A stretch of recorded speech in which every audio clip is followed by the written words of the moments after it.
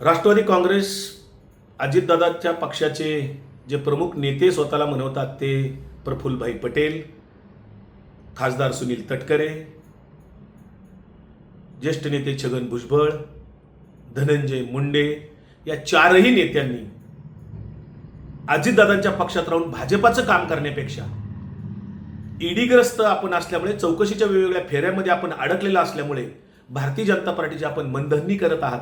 आपण लग्न एकाशी संसार एकाशी असं करण्यापेक्षा, अजितदादांच्या पक्षात राहून भाजपाचा संसार करण्यापेक्षा आपण थेट भाजपमध्ये जावं असं माझं तुम्हाला विनम्र आवाहन आहे.